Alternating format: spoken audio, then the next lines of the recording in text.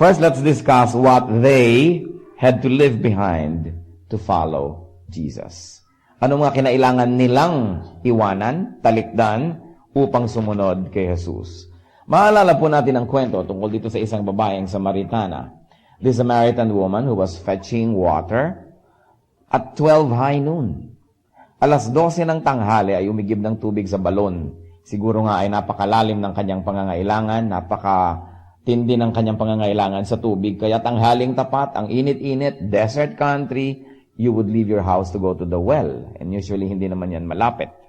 Merong mga ibang iniisip na dahil ang babaeng ito ay namumuhay sa kasalanan at umiiwas siya sa mga chismosa doon sa village, tanghaling tapat siya umiigib kasi yung mga ibang babae, umiigib sila habang madaling araw, habang hindi pa mainit yung sikat ng araw, o kaya sa dapit hapon kung saan malamig na.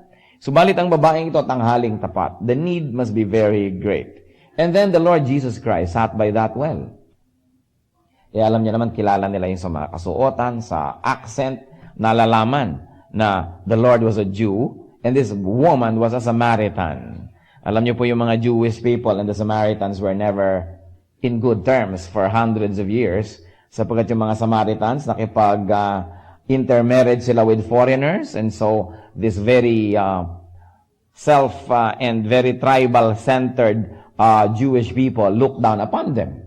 At hindi nila binibigyan ng gaanong pagpapahalaga yung mga Samaritans. And the Samaritans were in likewise the same mode sa kanila pong pakikitungo sa mga Israelites. At sabi bigla ng Panginoon, dun sa babaeng umiigib ng tubig, sabi niya, bigyan mo ako ng tubig na maiinom.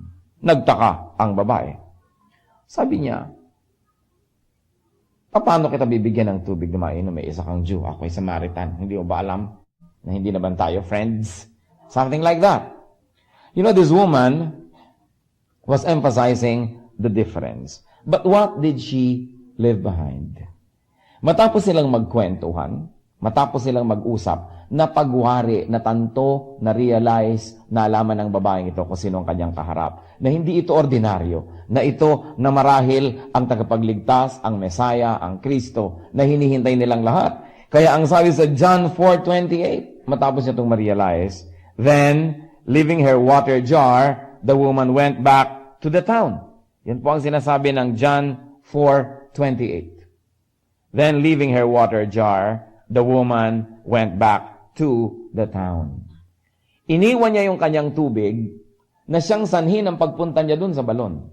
At anong ginawa ng babaeng ito? Nagpunta siya sa mga tao. Sinabi niya, meron akong kausap sa tabi ng balon. Sinabi ang lahat ng aking mga kasalanang ginawa. Alam ang buhay ko, samantala ngayon ko lang siya nakita. Sabi niya, ito na kaya ang hinihintay nating tagapagligtas.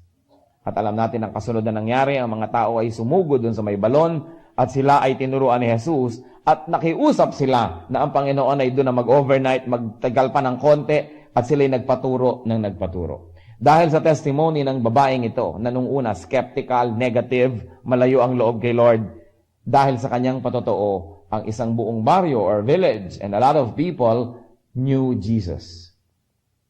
Subalit anong kanyang iniwan? Number 1, ang kanyang water jar.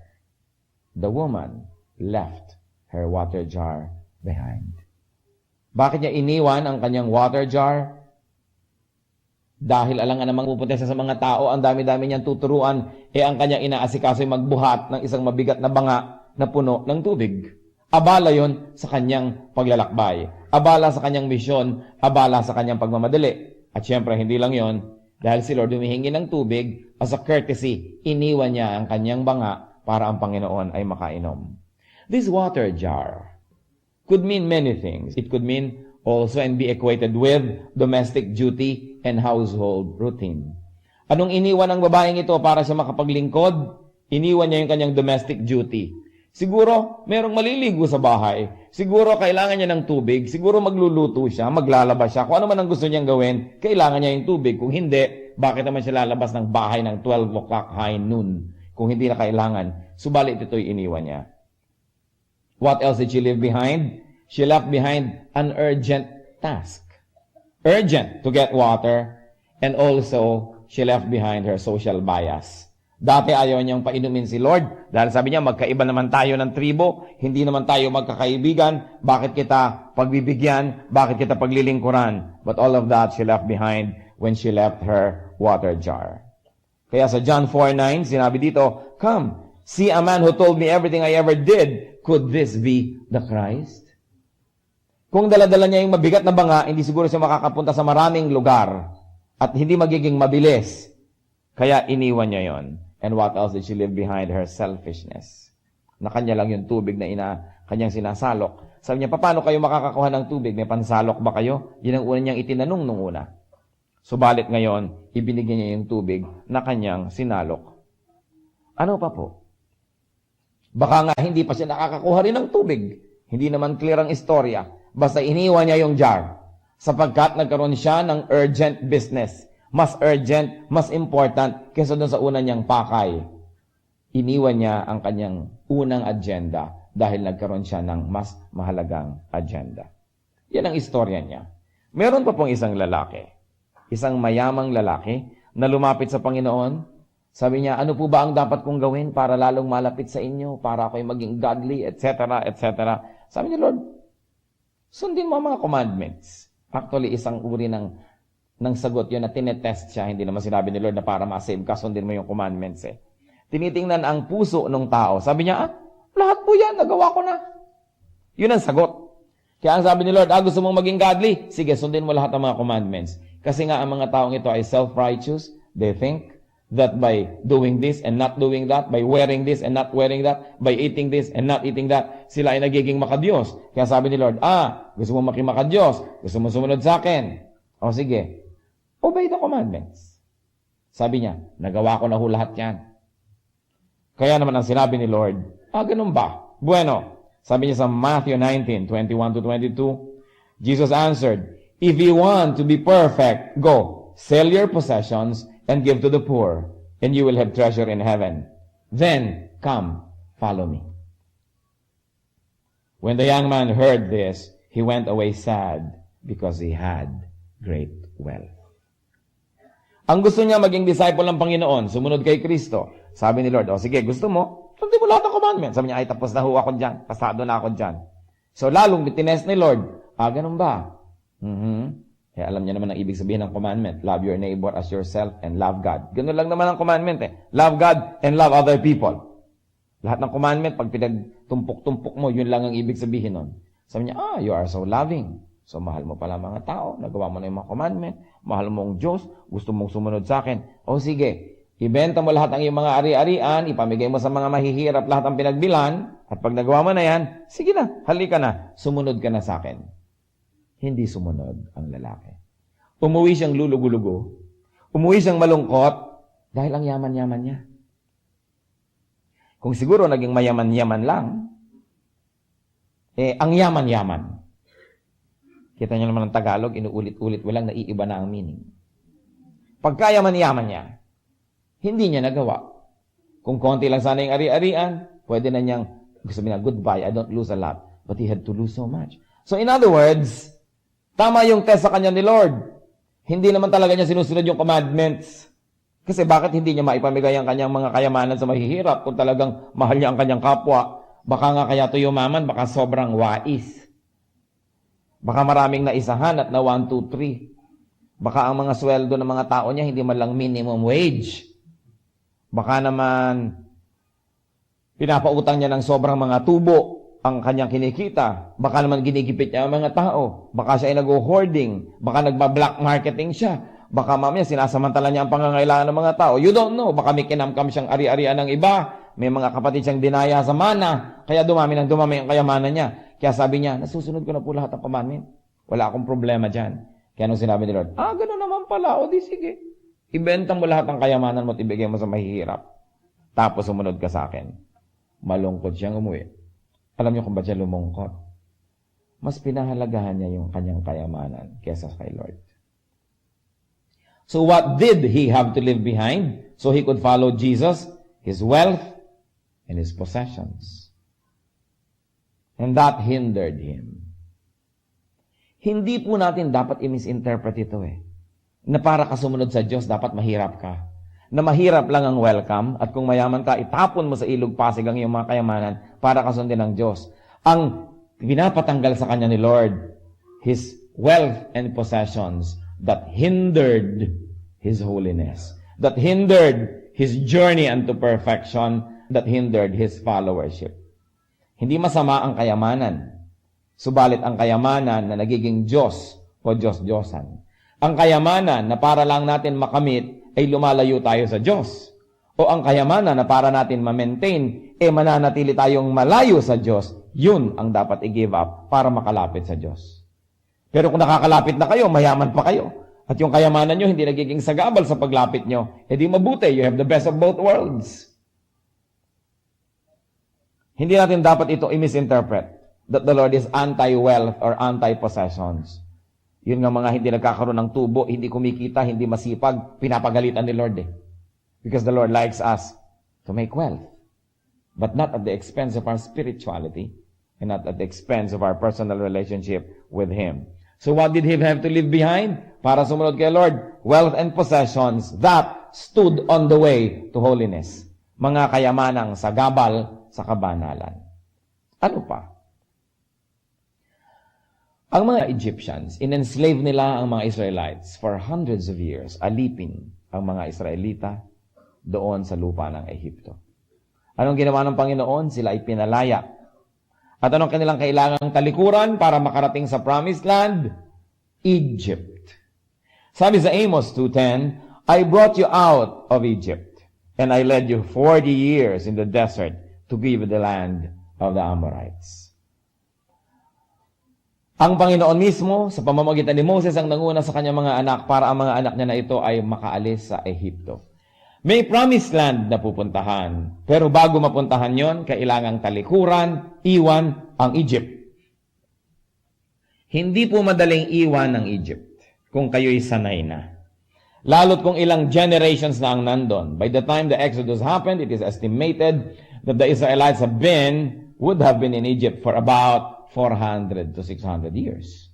Ganun na katagal. Generation to generation to generation. Although the slavery came later. Hindi naman sila slave agad Kasi dati favored sila doon. Dahil minahal nung Pharaoh si Joseph. Dinala ni Joseph ang kanyang lahi sa Egypt. Favored sila, maganda ang treatment, magandang lupa ang ibinigay. Until there was a new dynasty. Nagpalit ng power, nagpalit ng head of state. Yung dating mga favored, biglang nag-fall out of favor. Doon naging slaves ang mga Israelites.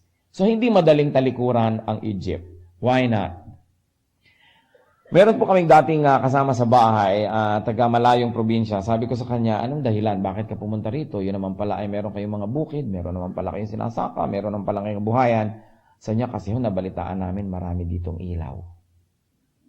Ako po na brown out nga dito Although marami nga namang ilaw, lalo pagka nakita mo yung tabi ng bay o kaya ay doon ka sa may Antipolo, tingnan mo yung Metro Manila, ang dami nga namang ilaw. So ang ganda-ganda daw kasi ang dami-daming ilaw.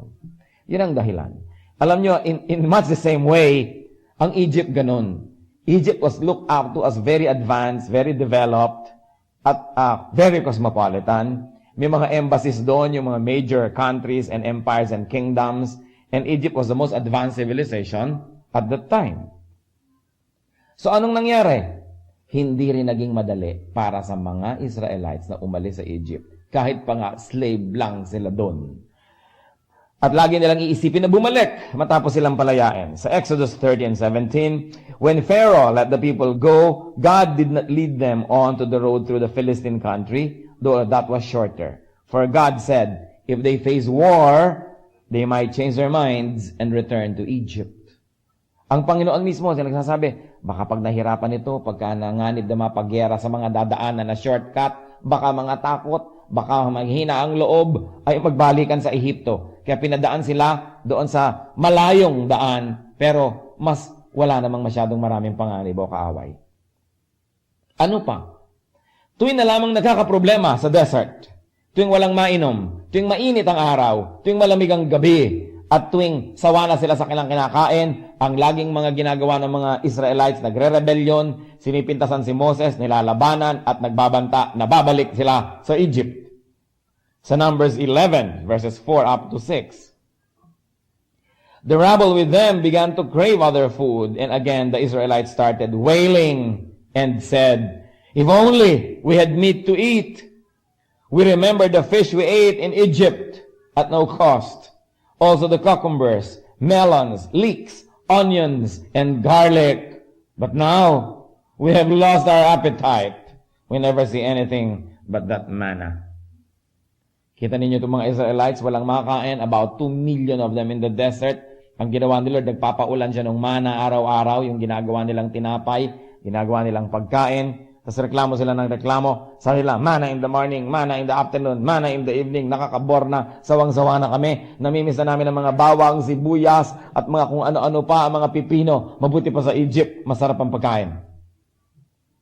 Pero hindi nila naaalala na slave sila doon. So what did they have to leave behind? Slavery. Slavery. People have to leave their slavery, their slave status, in order to be free, in order to go to the promised land. That's what they had to give up. Komportable na sila, pero kailangan muna nila magpunta sa promised land. Mahirap-hirap. In fact, mahirap. Ano pa ang mga pwede nating tingnan ng mga tao sa Biblia na may kinailangang iwan? Whether iniwan nila or not is another story, pero malinaw na kailangang iwan nila yon para sila malapit sa Diyos. Sa Matthew 4:18 to 22. As Jesus was walking beside the Sea of Galilee, he saw two brothers, Simon called Peter and his brother Andrew. They were casting a net into the lake, for they were fishermen. "Come, follow me," Jesus said, "and I will make you fishers of men." At once they left their nets and followed him. Going on from there, he saw two other brothers, James, the son of Zebedee, and his brother John. They were in a boat with their father Zebedee, preparing their nets. Jesus called them, and immediately they left the boat and their father and followed him. So ano mga iniwan ng mga taong ito? Nets, boat, pati tatay, naiwan.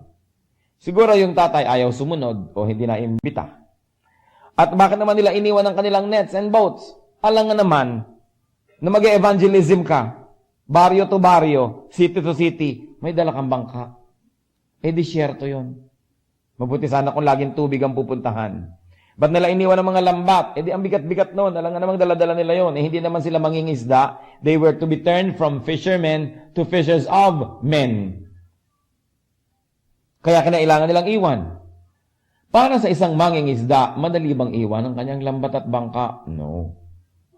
Hindi yun madali. Tapos kasama pang maiwan yung tatay. Lalong hindi yun madali. Para sa mga sanay na sa Egypt, madali bang umalis sa Egypt? No. Para sa isang mayaman, madali bang talikuran ang kanyang kayamanan? No. Para sa isang babaeng napakahalaga ng tubig to the point na 12:00 ng tanghali, iigib siya, madali bang iwan ang kanyang banga para ipamalita na nakita na niya ang Kristo? No. But all of these people had to leave something behind. Ano pa po?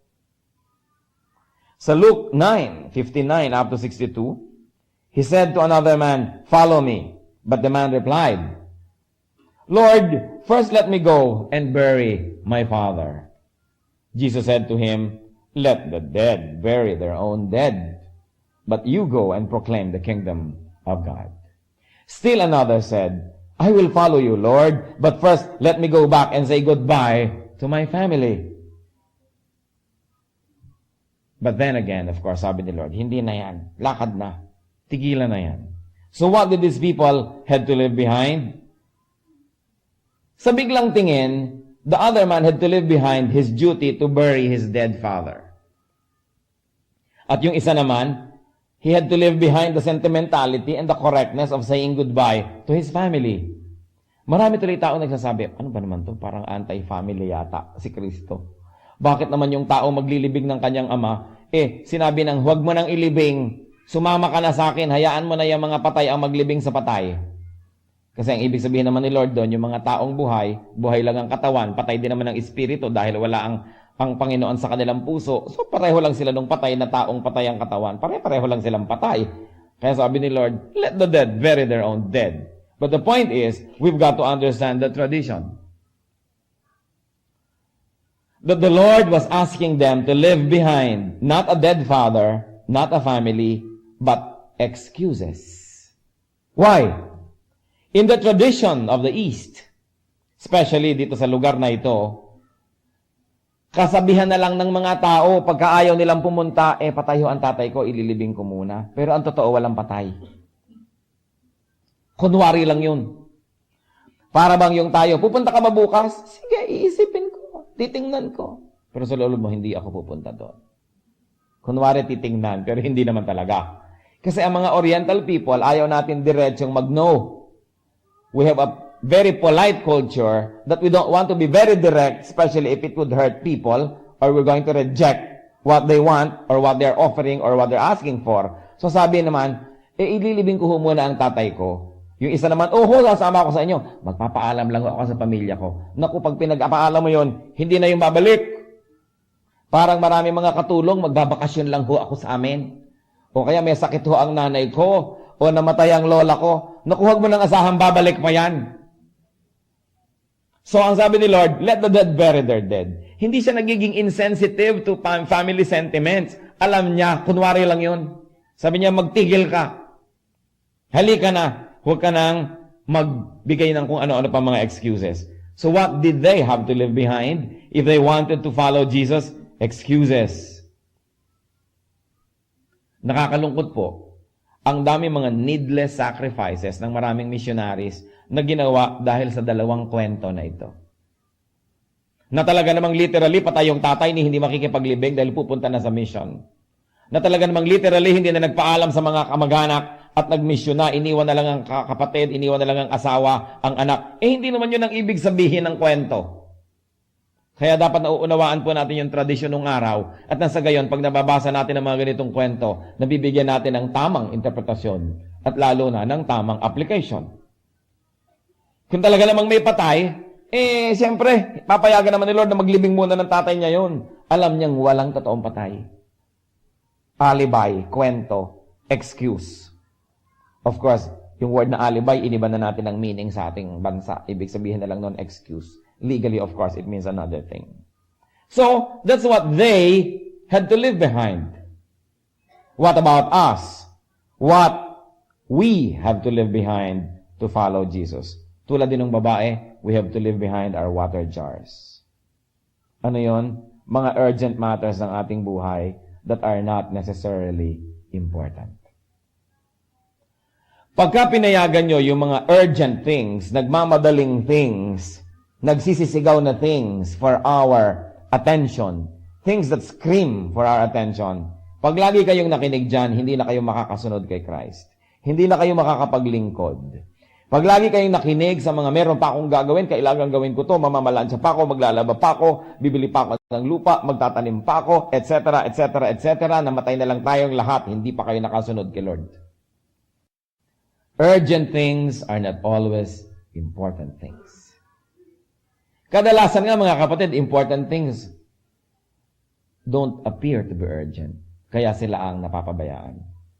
And things that are not so important come as urgent matter. So what happens? Inuuna natin yung nagmamadali at napapabayaan natin yung tunay na mahalaga. Ano pang kahulugan ng water jar sa ating buhay? Our social biases. Tulad din ng babae, sabi, Jew ka, ako Samaritan, bakit naman tayo mag-uusap? Pero kailangan iwan yon.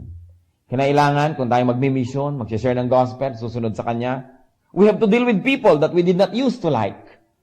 We have to deal with people that we probably up to now not really like in a personal way. Kailangan tayong willing to leave our comfort zones, our biases, our mindsets, so we can follow Jesus. And then we also have to leave our selfishness behind. Yung ating pagiging makasarili, kailangan din yun na iwan. Hindi sarili ko lang, iigib lang ako ng tubig, may kailangan ako, may gusto akong gawin. Hindi, kailangan willing tayo to leave our jars so we can do what Christ wants us to do. And that is to tell the world about Him. It is very crucial. You cannot go on missions carrying your water jar. You cannot go and tell others about Jesus when you're too concerned na bantayan yung water jar nyo dahil baka iniinom ng iba yung laman ng inyong tubig. Kailangan meron tayong certain degree of detachment from these things so we can follow Jesus. What else must we leave behind? Wealth and possessions that become idols and gods in our lives. Not wealth and possession per se. Hindi ko mo wealth lang o mga ari-arian, yun na. Hindi. Yung mga ari-arian, kayamanan, mga pagpupunyagi, mga plano, mga pangarap, yumaman na sagabal sa ating kabanalan at sagabal sa ating paglilingkod. Sinasabi na nga sa Bible, what does it profit a man to gain the whole world and lose his soul? Aanin ninyo ang buong daigdig maging inyo man kung ang kaluluwa nyo ay hindi inyo. O aanin natin ang buong daigdig maging atin man yan kung pagkamatay naman wala man lang tayong wealth in heaven. Nakakapagtaka, ang dami mga tao ang buong buhay inuubos sa pagpupundar lamang ng kayamanan, mamamatay din naman sila at hindi nila kayang ubusin. Naaatim pa na makipagkagalit sa mga kaibigan, makipagkasira sa mga kapatid at mga kamag-anak, maraming magalit sa kanila, maraming apihin, maraming dayain, para lamang mag-ipon ng mga bagay na lampas-lampas sa kailangan. Ipinagbibili ang kaluluwa para mag-ipon ng mga bagay na ipapamana lang nila kung kanino man baka hindi pa nila alam.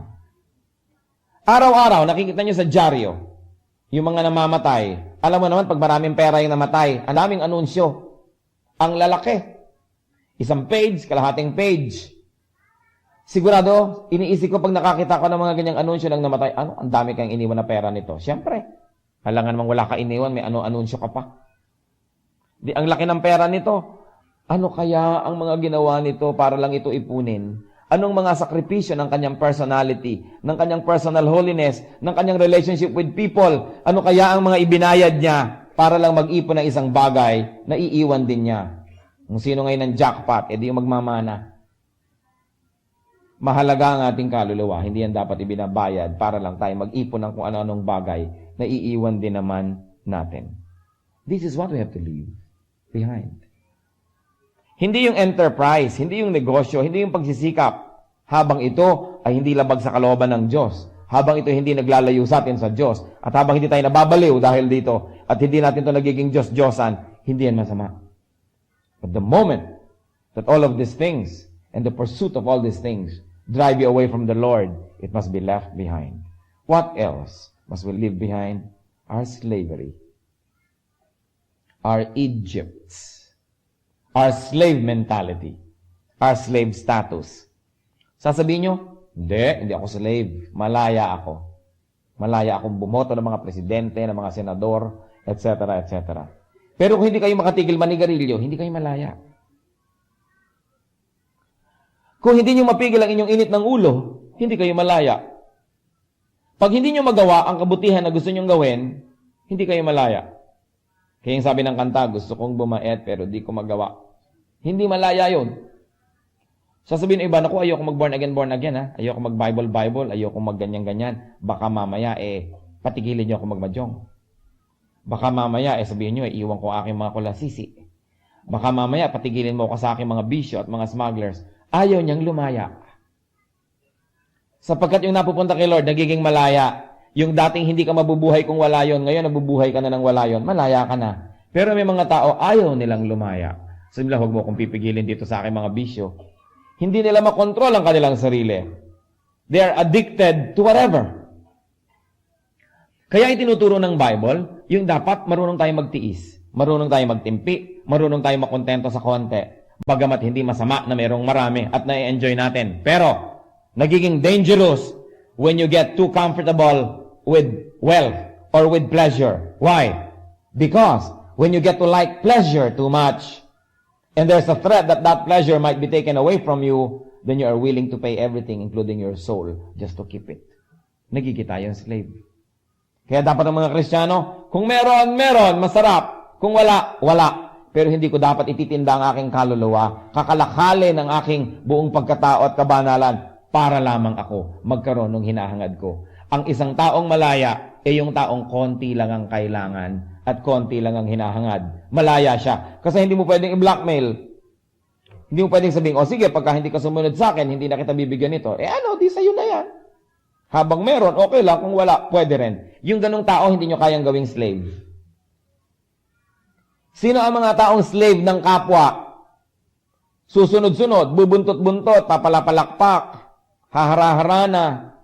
Kahit hindi nakakatawa yung joke ng tao, tawa lang tawa. Kasi yun yung may inaasahang hihingin.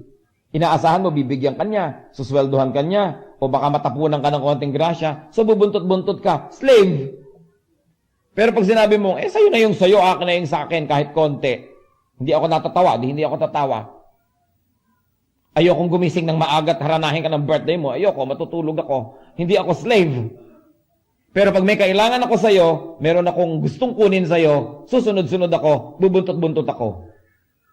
Nagiging tayong slave. Kaya itinuturo sa scripture, kontian ang mga ninanasa, ang mga desire, at nang sa ganon, konti lang ang possibility na ma-manipulate kayo ni Satan. Because the more you want, the more dangerous it becomes. Because nilalagyan natin si Satan ng mga handle para tayo ma-manipulate. Nabablackmail niya tayo. Maraming mga tao will walk a mile for a camel. Isipin mo, maglalakad ka 1 milya para sa sigarilyo. Di ba? Hindi kaya malaya nun. Ganyan ang mga advertisement. Kaya nga kuminsan yung mga advertising, dapat nire-review, nakakasira ng values.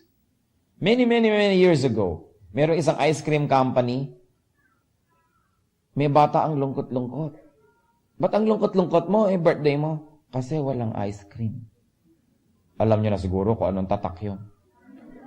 Ibig sabihin, hindi ako sasaya kung wala sorbetes. Bakit? Hindi ako sasaya kung walang ganito, hindi ako sasaya. Yan ang ginagawa ng mga advertisement, kadamihan. Ginagawa tayong dependent on too many things. Nagtataka nga ang mga tao ngayon, ba't kaya ang dami-daming mga basura ng Metro Manila, ba't nung araw naman hindi? Paano ang galing natin gumawa ng basura ngayon? Kasi lahat throw away. Nung araw ang mga tao mamamalengke, may dalang bayong o basket. Ngayon, bawat 1 kilo nito, plastic. 1 kilo nun, plastic. 1 guhit nito, plastic. Ang dami mong uwing basura. Paano? Nasasanay ka na maginhawa. Maginhawa nga sa sandali, pero pag napuno na tayo ng basura, paano pa? Kaya kailangan less desires. Willing tayong mapagod, willing tayong mahirapan. Yung tao na ganon, yung willing malungkot, naku, mahirap magkasala yung taong willing malungkot. Kasi karamihan ng kasalanan dahil tumatakas ka sa lungkot. Gusto mo ng konting libang, konting saya. Kaya tuloy nagkakasabit-sabit, ang kaluluwa napapahamak sa paghahanap ng konting saya. Di kung malungkot ka, di malungkot ka, magtiyaga ka, malungkot ka Kumanta ka, magbasa ka ng Bible, libangin mo sarili mo, magpakain ka ng mahihirap, maglingkod ka sa mga api, baka ka sumaya. Pero yung hahanap ka ng pleasure, mga relasyon at kung ano-ano para ka sumaya, magtiyaga ka malungkot. Hindi naman nakakamatay ang lungkot. Tsaka yung lungkot mamaya sobrang lungkot na mauubos din siya parang apoy. Yung apoy, subukan ninyo, mamaya mauubos din yan. Meron ba namang apoy forever? Pag naubos na yung nasusunog, di ubos na yan. Ganon din yung lungkot. Aantukin din kayo, mapapagod din kayo niyan. Mawawala rin yan. Pero sa paghahanap mo ng konting aliw, doon nagkapapahamak-pahamak ang tao. Bakit ba tayo takot na takot malungkot? Kasi nga, yun ang ginagawang ni Satan sa atin na deception. Hindi ka dapat malungkot. Kaya nga si Lord tinawag na a man of sorrows. Alam niya yun. Sa malungkot ako, di malungkot. Dapat hindi tayo masyadong dependent. May mga tao too dependent on people. Hindi na pwedeng sumaya na walang kasama, kabuntot at mga kabarkada. Kaya kahit na lang mga jablo, sige na, kasama na rin ako. Basta lang may kasama. Kahit na ako mapahamak, mga impacto ang mga ito, lakad pa rin ako dahil ayoko mag-isa. Kung nag-iisa kayo, hindi mag-isa kayo, magtiyaga kayo. Yung taong hindi takot mahirapan, hindi takot masaktan, hindi takot malungkot, lalo't hindi takot mamatay, hindi kayang i-manipulate ni Satan. Kaya dapat less and less takot. Less dependence, less slavery. Look at these people, the Israelites. They were willing to go back to Egypt. Kahit na nga doon ay idolatrous, nandun na lahat ng Diyos-Diyosan. Kahit na doon ay may sun worship. Kahit na doon sila ay alipin, makakain lang ng bawang. Pero maraming ganong tao, alam nyo ba, nakakalungkot? I have heard so many stories. Mga babae na ang kanilang katawan ay itititinda at pinamimigay kung kani-kanino, mabigyan mo lang ng drugs. Kahit na sino, may drugs lang, sige na. para lamang sila maturukan ang kanilang mga kung ano-ano mga kailangan ng katawan nila at makasinghot ng kung ano-ano mga sinisinghot at inaamoy-amoy at nilulunok-lunok. Sige na, ibebenta na ang katawan kahit kanino. Can you imagine you become a slave of your pleasure? That's why while pleasure is God-given, lahat naman ng nerves ng katawan natin, Diyos din ang lumikha. Therefore, gusto niya, meron din tayong pleasure. Pero yung pleasure na hindi kinokontrol, yung pleasure na hindi nilalagay sa lugar, at yung pleasure na hindi tinitikis kung masama ang hinahangad, yan ang nagpapahamak, hindi lang sa ating katawan, kundi sa ating kaluluwa. You've got to turn your back to slavery. Be a free man or a free woman.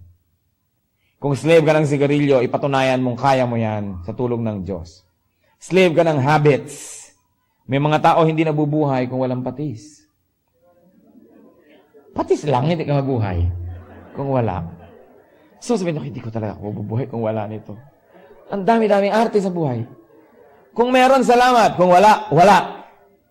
Be free from slavery.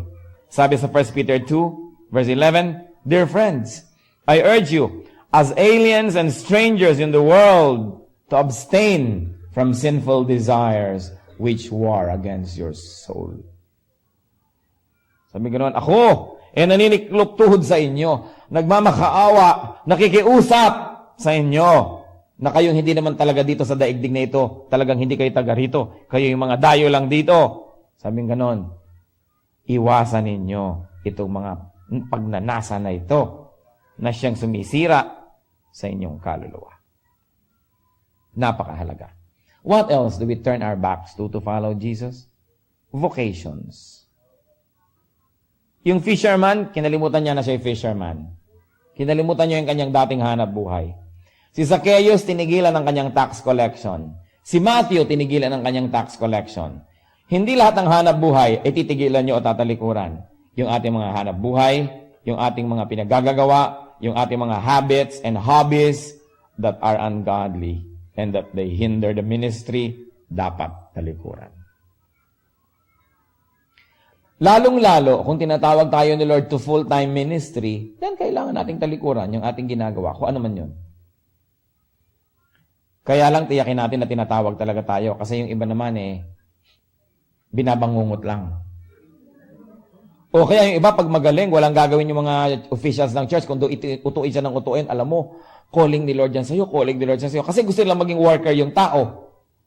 Kasi meron na rin siguro silang selfish agenda dahil pakikinabangan, dahil mahusay. Oras na tao lang ang nag-udyok o sarili lang nating kalooban at hindi galing sa Diyos, it will not prosper. But if you really know and you are sure that the Lord is calling you to full-time ministry and you have mga confirmation from the Lord, from other people, from prayerful people, events, alam mo nangyayari, tinatawag ka ni Lord, huwag kayong magbingi-bingihan. Dahil talagang merong mga tinatawag si Lord to full-time ministry. Kailangan, willing tayong talikuran yon. Mga ginagawa natin para harapin yon. Pero hindi lahat ng nasa ministry tinawag. Kaya kailangan nire-review din natin ang ating sarili. At kahit nasa ministry na tayo, full-time, at nakikita natin hindi naman talaga ako tinawag ni Lord dito, baka na deceive lang ako noon ng sarili kong emotion o ng sabi ng iba, o kaya nandito lang ako sa totoo lang para lang sa sweldo. Dapat kayo mag-resign dahil baka kayo tamaan ng kidlat.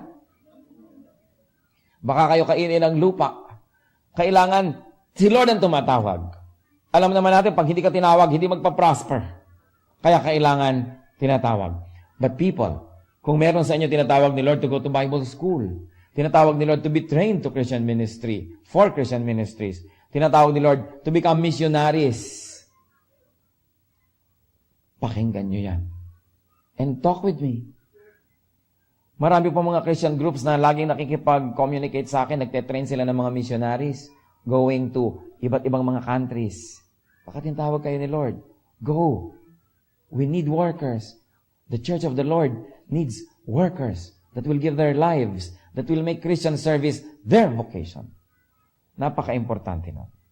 So you turn your back to your earthly vocations when God calls you. Ano pa po? We also have to turn our back to our excuses. Luke 14:17-20. At the time of the banquet, he sent his servant to tell those who had been invited Come, for everything is now ready. But they all alike began to make excuses. The first said, I have just bought a field and I must go and see it. Please excuse me. Another said, I have just bought 5 yoke of oxen and I'm on my way to try them out. Please excuse me. Still another said, I just got married. I cannot come. Ito po, sinabi na talaga tahasan dito. Excuses lang yon. Katulad din ng I will bury my father or I will say goodbye to my family. These are all just excuses. Hindi totoo. Gano'n po sa ating karami ang puno excuses when it comes to our service. Mag-teach ka naman sa Sunday school. Mag-join ka naman ng ating computer and communication group. Mag-join ka naman ng choir. Mag-serve ka naman as teacher. Puro excuses, excuses, excuses. May asthma kasi ako eh. Sabagay, meron naman talaga na may mga asthmatic. Kasi mahina ang katawan ko. Kasi ganito ako. Kasi ganun ako. Kasi I cannot speak Tagalog. Ganon. Yung ganon. Maraming ganon. Kung ano-ano mga excuses. Sabi ni Lord, lubayan niyo ako, tumigil kayo ng mga excuses na yan. Kaya sabi niya, let the dead bury their own dead. I mean, tell it to the Marines, don't pull my leg, tumigil kayo. Kasi alam ni Lord, yung nagbibigay lang ng excuse. Napaka-importante that we stop giving excuses. O ano mga excuses ngayon dito? Traffic. Luma na yan, bumenta na yung traffic na yan. Kung umaalis ka ba naman alas 4 ng umaga, hindi ka siguro mata-traffic. Lagi na lang traffic. May 10 o'clock meeting, darating ng 11, ma-traffic. Hindi umalis ka ng 6. Para hindi ka ma-traffic. Boring na yan. Yan ang sinasabi ni Lord. Let the dead bury their own dead. I mean, tell it to the Marines. Huwag mo kong ganyanin. Alam ko. Excuse ka lang. Okay? Marami pa tayong mga excuses. Etc. etc. Ang aga-aga kasi. Ang late-late na kasi. Etc. etc. What are the excuses that you offer to God? Yung mga iba, titigil na sa kanilang bisyo. Sabi na, pero dahan-dahan lang, konti-konti. Magpapalayas ka nilang mga demonyo sa buhay mo, installment pa. Gawin mo na yung cash. Agad-agad, may discount pa. Papabutiin mo lang ang buhay mo, dahan-dahan pa. Bakit ay bilis-bilisan? Kasi gusto. Kasi excuses. Sa Matthew 19, verses 28 to 29, Jesus said to them, I tell you the truth, at the renewal of all things, when the Son of Man sits on his glorious throne, you who have followed me will also sit on 12 thrones, judging the 12 tribes of Israel. And everyone who has left houses, or brothers, or sisters, or father, or mother, or children, or fields, for my sake, will receive 100 times as much and will inherit eternal life. Hindi tayo pinasabi ni Lord na hiwalayan mo, iwan mo ang pamilya mo, ang bukid mo, ang negosyo mo, kung hindi naman kailangan. Pero sabi niya, lahat ng sagabal. Kung talagang sagabal, ano man yon, sino man yon, sino man ang tumalikod sa mga ito dahil sa akin, makakatanggap ng higit na 100 times over and will inherit eternal life. Huwag niyong payagan na ang attachment niyo to things and to people will make your attachment to Christ a sacrifice. Huwag niyong isakripisyo ang relasyon sa Diyos dahil lang sa relasyon sa bagay o sa tao. Christianity is followership. Followership is leaving extra baggage behind. What could be your baggage? Bakit kaya meron sa ating mga kasama na hindi makatuloy-tuloy, paudlot-udlot ang kanilang growth? Hindi makapaglingkod, atras, abante, manikmanaog, walang nangyayari, paikot-ikot. What must be left behind to really follow Jesus? Matthew 5:29 up to 30. If your right eye causes you to sin, gouge it out and throw it away.